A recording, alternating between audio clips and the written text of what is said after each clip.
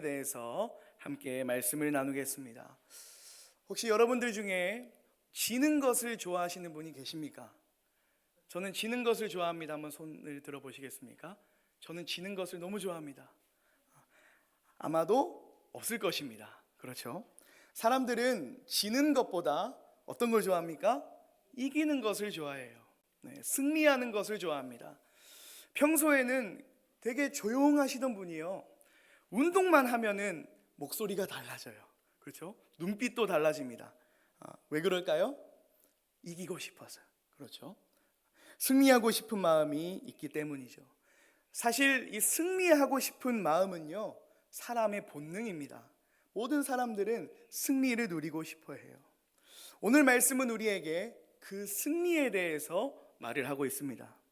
성도의 삶에 대해서 말하면서 성도의 삶은 승리한 삶이다. 이미 승리를 누리고 있고 영원한 승리를 우리가 앞으로 누리게 될 것이다. 믿으십니까? 아멘. 그 말씀을 오늘 우리에게 말하고 있는 것입니다. 오늘은 크게 두 가지로 나눠서 승리의 성품에 대해 알아보려고 합니다. 첫 번째는 세상이 말하는 승리와 또 성경이 말하는 승리, 이 두 가지를 비교하면서 한번 그 승리의 성품에 대해 알아볼 것이고요. 그리고 두 번째는 승리의 성품을 가진 성도가 이 땅에서 어떻게 살아가야 하는지, 이 땅에서 어떤 삶을 살아가야 하는지, 크게 이 두 가지 측면으로 나눠서 함께 승리의 성품을 알아보도록 하겠습니다. 그래서 오늘 말씀을 통해 승리의 성품을 갖고 날마다 승리하며 살아가는 모든 성도님들 되시기를 주님의 이름으로 축복합니다. 아멘. 먼저 첫 번째는요, 우리가 세상이 말하는 승리란 무엇인가에 대해서 한번 알아보도록 하겠습니다. 여러분, 우리가 살아가는 이 세상을 한번 생각을 해보십시오. 우리가 살아가는 이 세상은요, 어떤 삶을 승리한 삶이라고 말할까요? 어떤 삶을 승리한 삶이라고 말할까요? 세상은 이렇게 말합니다. 돈을 많이 버는 사람이 어떤 사람입니까? 승리한 사람이다. 그렇죠? 권력을 가진 그 높은 자리에 앉은 사람, 또 유명한 사람, 예쁘고 멋진 사람, 건강한 몸을 가진 사람, 좋은 집, 또 좋은 차를 가진 사람, 이것이 세상이 말하는 승리의 모습이라고 할 수 있는 것이죠. 결국 세상이 말하는 승리는요, 남들보다 잘 먹고 잘 사는 거예요. 내가 잘 못 먹고 잘 못 살면 뭐라고 말합니까? 이 세상은 루저다라고 말해요. 루저의 뜻이 뭡니까? 패배자다라고 말해요. 그런데 잘 먹고 잘 살면 이 세상은 뭐라고 말합니까? 위너다, 승리자다. 이것이 세상이 말하는 승리의 모습입니다. 이 승리를 누리기 위해서 얼마나 이 사람들이 열심히 살아가고 있습니까? 그래서 이러한 영향으로 생겨난 오늘날의 특징이 한 가지가 있는데요, 그 특징이 무엇이냐면 바로 오늘날 사람들이요, 영원에 대해서 사모하지 않는다는 거예요. 지금, 그러니까 내가 어떻게 잘 살고 있나, 현재 내가 잘 살고 있나, 이것이 중요하죠. 영원, 하나님 나라, 부활, 오늘날 이 사람들에게는 그렇게 중요하지 않은 주제입니다. 그래서 팀 켈러라는 목사님은요, 자신의 책에서 이렇게 설명을 했어요. 오늘날 사람들의 특징은 영원에 관심이 없다는 것이다.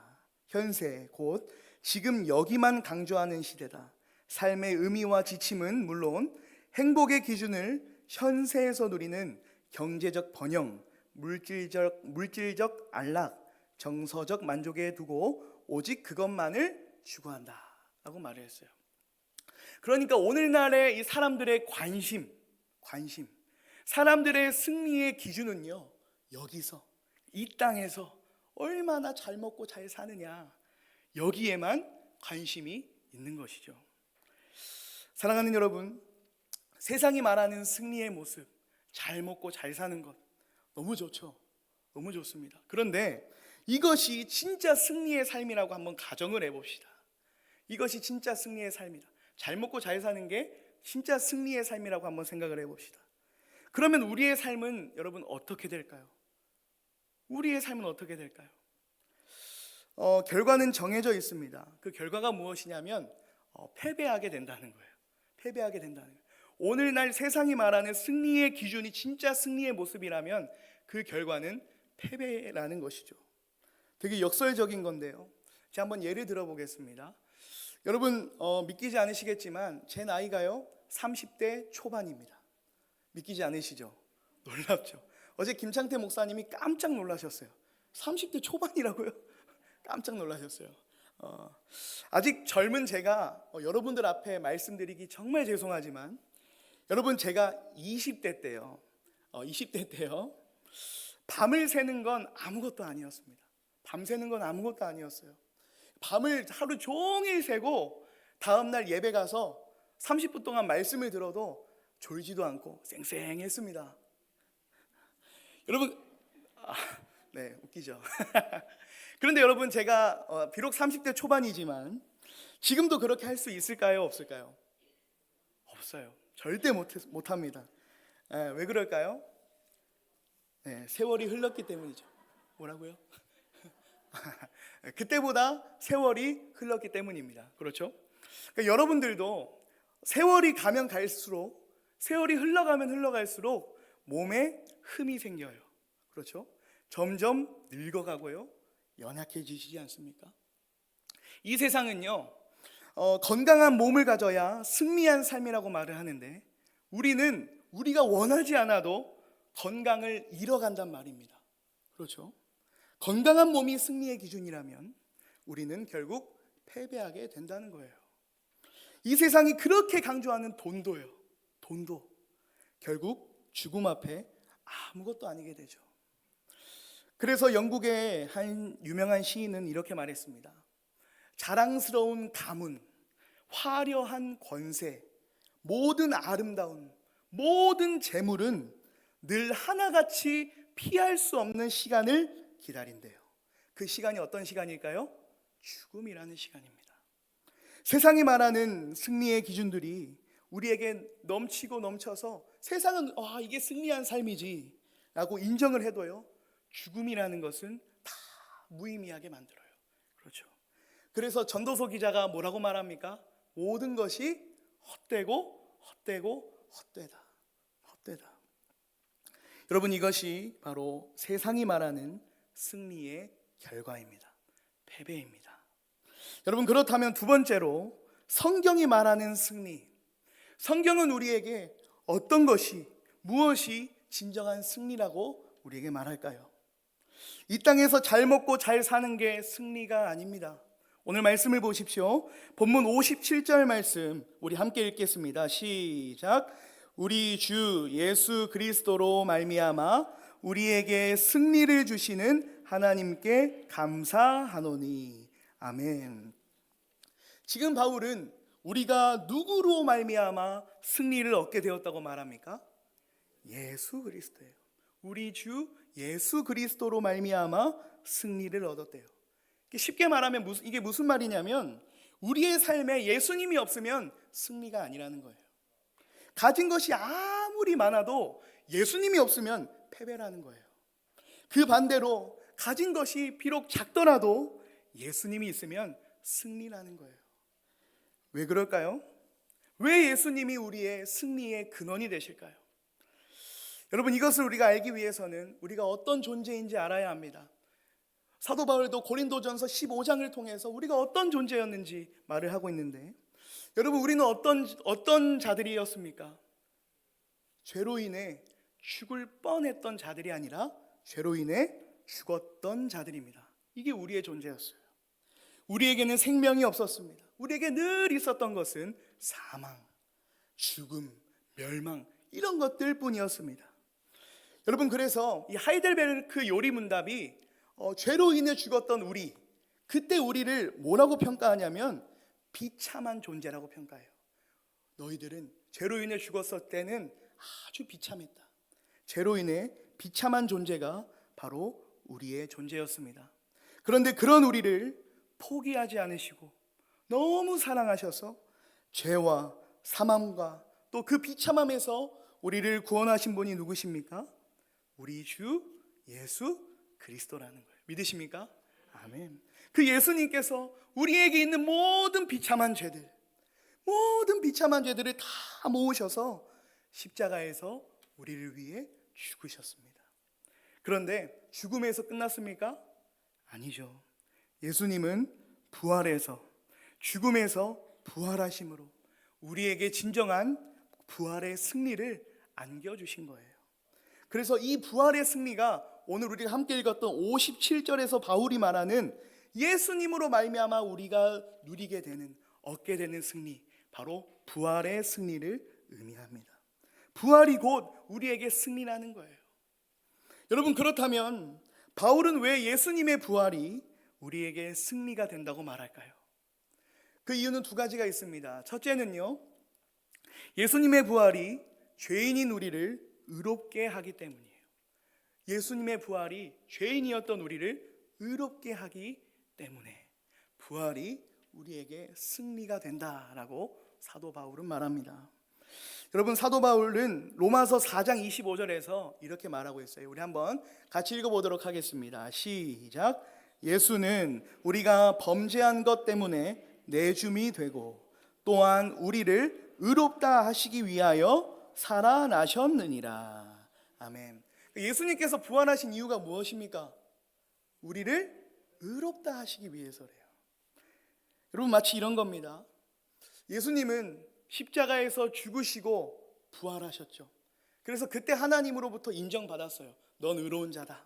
예수야, 너는 의로운 자다.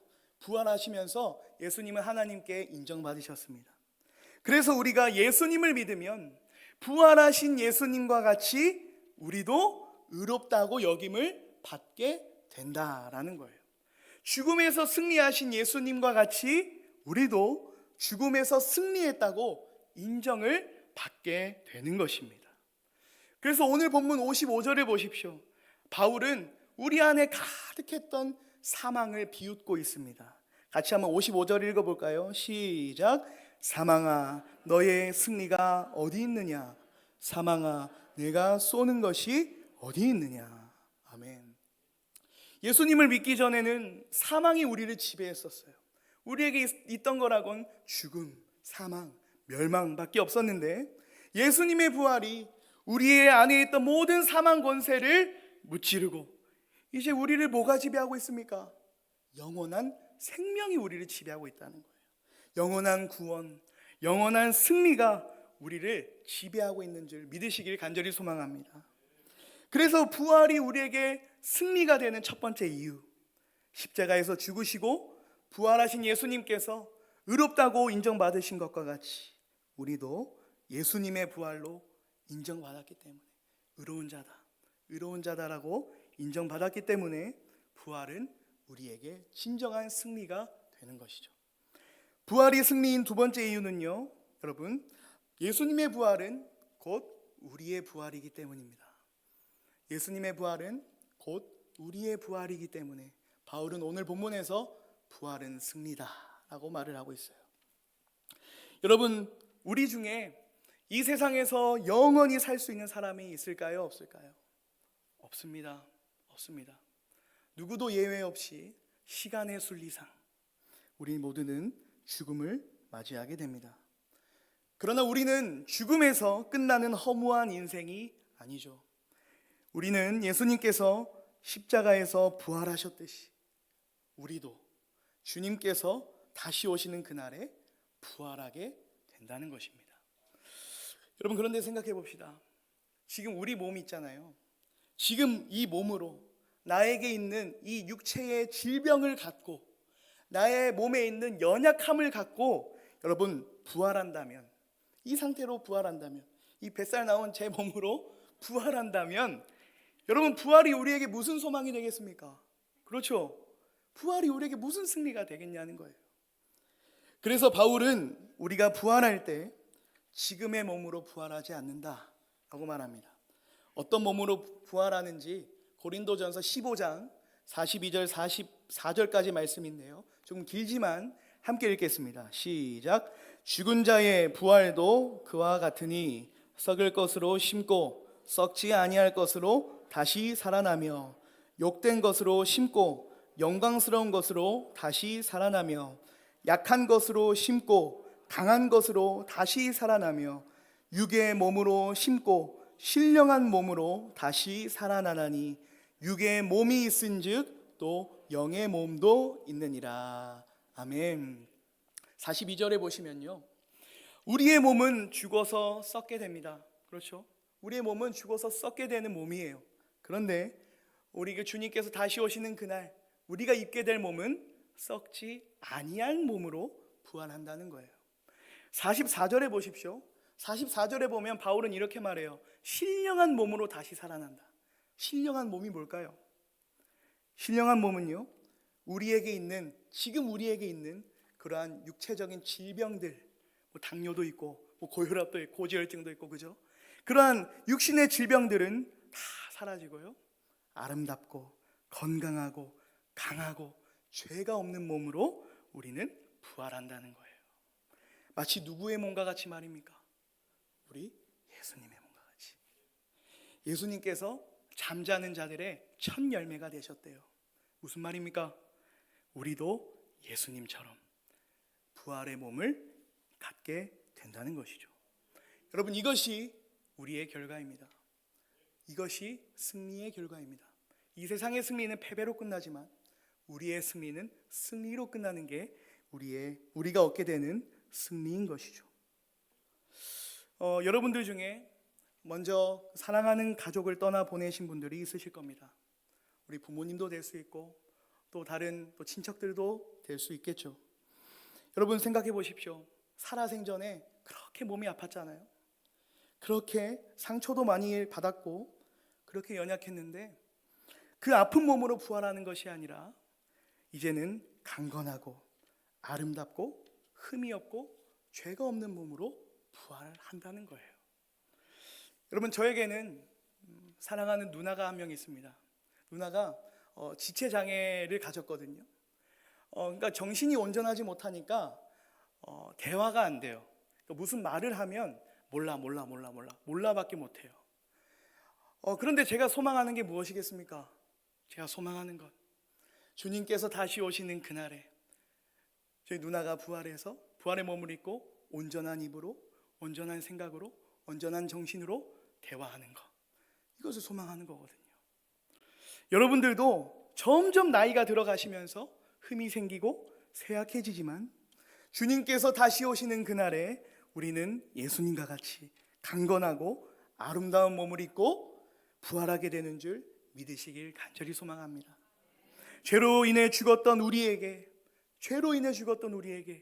이것만큼 큰 위로가 어디 있습니까? 죄로 인해 죽었던 우리에게 이것보다 더 큰 승리가 어디 있습니까? 세상의 모든 것을 준다고 해도 바꿀 수 없는 승리가 바로 부활의 승리인 것이죠. 여러분, 이 승리를 누린 한 여성을 소개하고자 합니다. 제가 한 달 전에 이 시간에 소개했던 여성인데, 이 여성만큼 이 부활을 소망한 것을 제가 못 봤기 때문에 제가 한 번 더 소개를 하겠습니다. 한번 PPT를 보여주시겠습니까? 이 여성은 조니 에릭슨 타다라는 여성분이세요.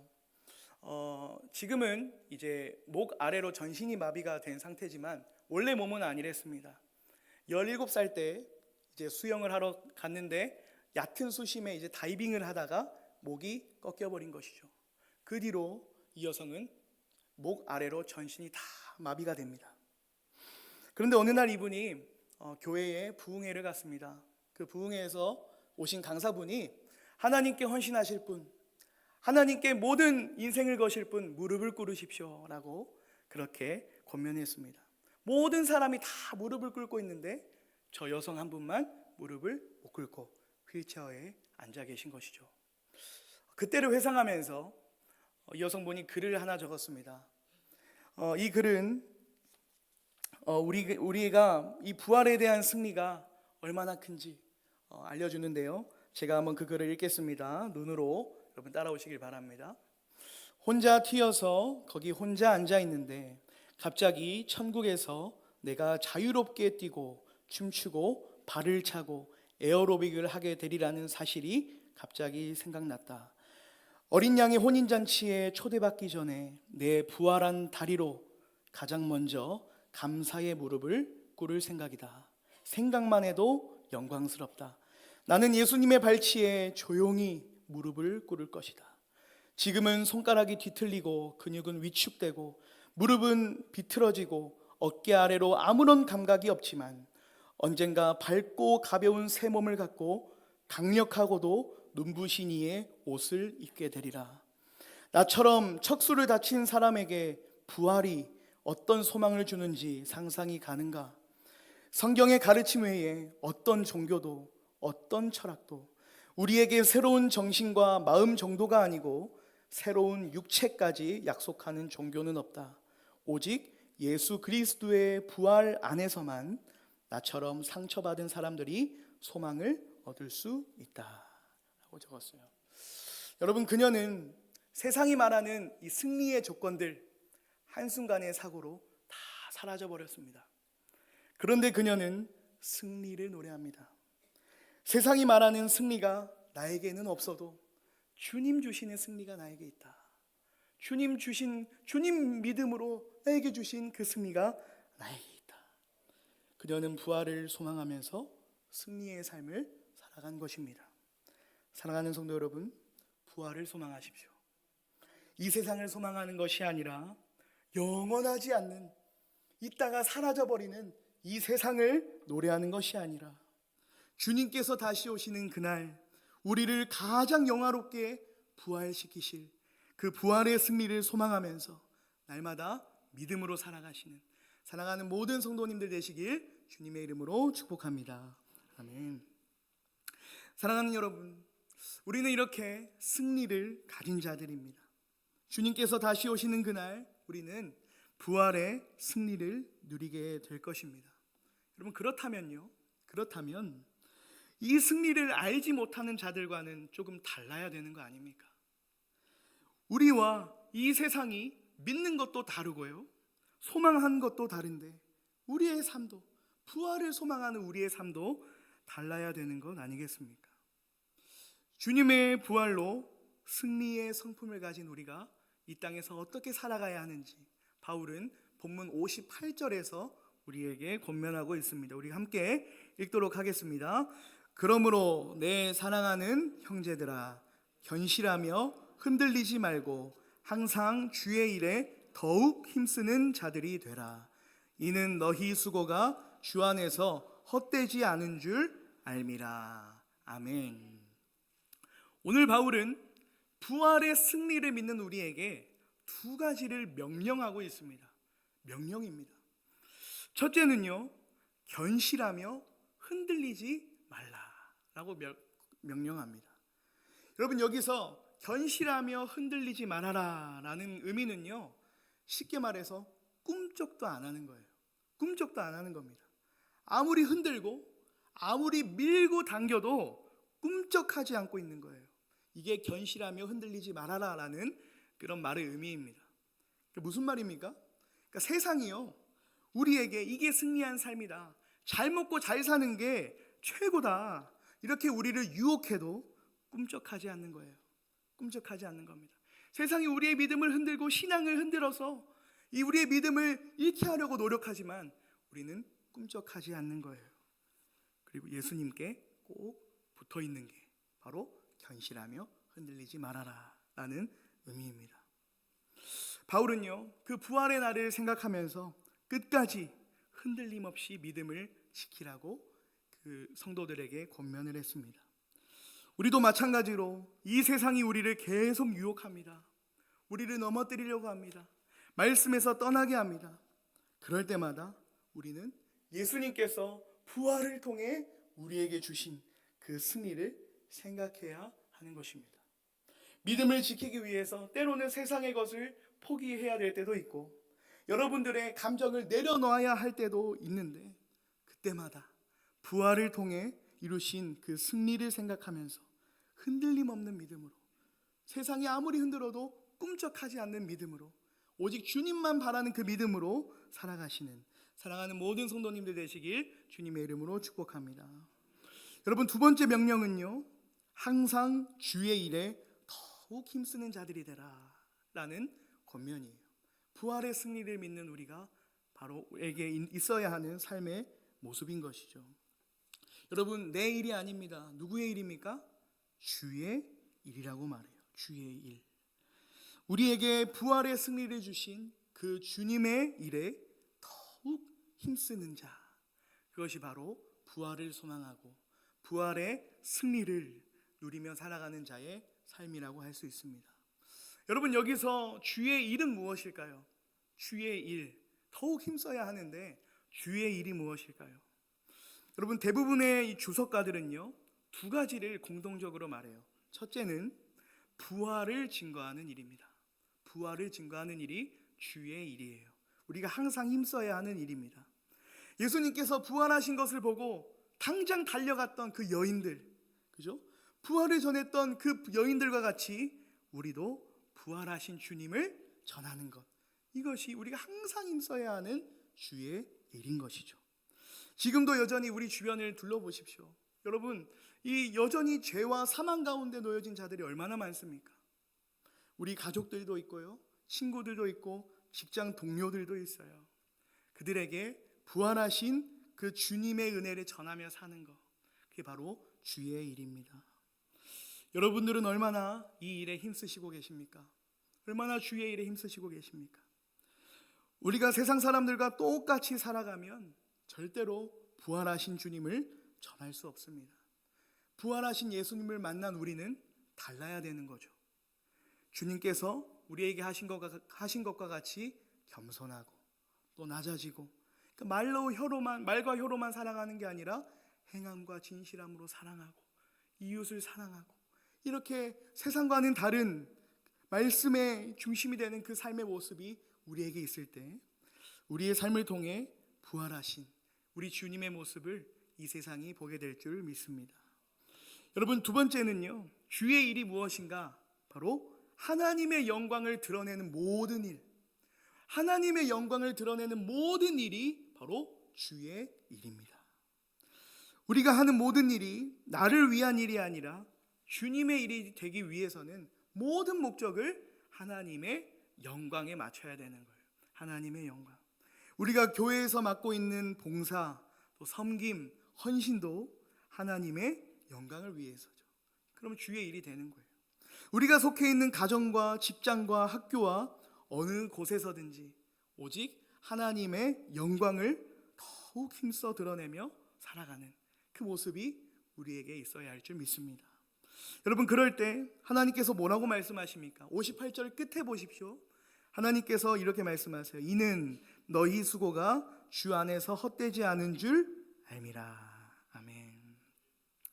우리가 부활의 승리를 생각하면서 세상의 유혹에 흔들리지 않으려고, 굳건히 꿈쩍하지 않으려고 발버둥 치는 모습들, 또 부활의 복음을 전하기 위해서 열심히 노력하는 모습들, 하나님의 영광을 위해서 이 세상 가운데 구별되게 살아가는 그 모습들을 하나님께서 모두 아신다는 겁니다. 모두 일일이 하나하나 기억하신다는 겁니다. 남들은 알아주지 않아도, 남들은 박수 쳐주지 않아도 그 주님의 일에 묵묵히 섬기는 그 성도를 하나님께서는 기억하신다는 거예요. 모든 것을 아시는 하나님께서 하나님을 위해 행하는 우리의 작은 헌신, 또 눈물, 충성도 잊지 않으시고 반드시 그 영원한 상급으로 갚아주시는 줄 믿으시길 간절히 소망합니다. 말씀을 정리하겠습니다. 사랑하는 여러분, 세상의 승리는 결국 허무한 그 죽음 앞에 끝나게 되어 있습니다. 그러나 우리의 승리는 그 죽음을 이기신 예수님의 부활로 얻어진 영원한 승리입니다. 이 믿음으로 흔들리지 말고 부활의 승리를 바라보면서 주의 일에 더욱 힘쓰는 성도가 되어야 할 줄 믿습니다. 그래서 주님께서 다시 오시는 그날까지 여러분, 승리자답게 살아가십시오. 내가 이 세상에서 뭐가 없다고 해서, 뭐가 부족하다고 해서 패배자처럼 살아가지 마시고요, 진짜 그 승리를 누린, 승리를 얻은 자답게, 승리자답게 담대하게 믿음으로 살아가시길 바랍니다. 우리에게 주실 영원한 승리를 바라보면서 날마다 믿음으로 승리하며 살아가는 모든 성도님들 되시길 주님의 이름으로 축복합니다. 아멘. 우리 함께 찬송가 357장, 찬송가 357장으로 말씀에 화답하겠습니다.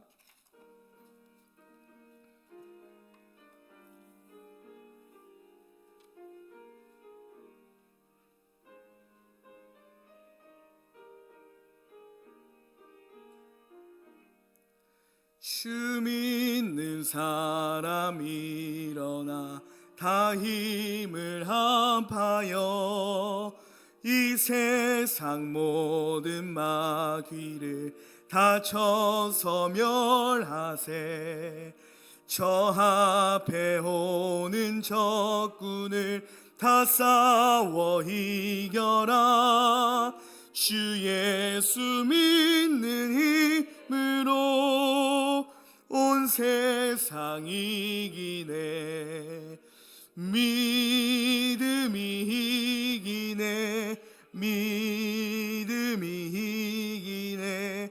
주 예수를 믿음이 온 세상 이기네.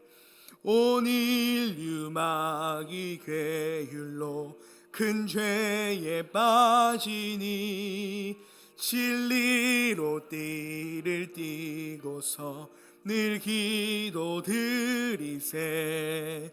참 믿고 의지하면서 겁없이 나갈 때 주 예수 믿는 힘으로 온 세상 이기네. 믿음이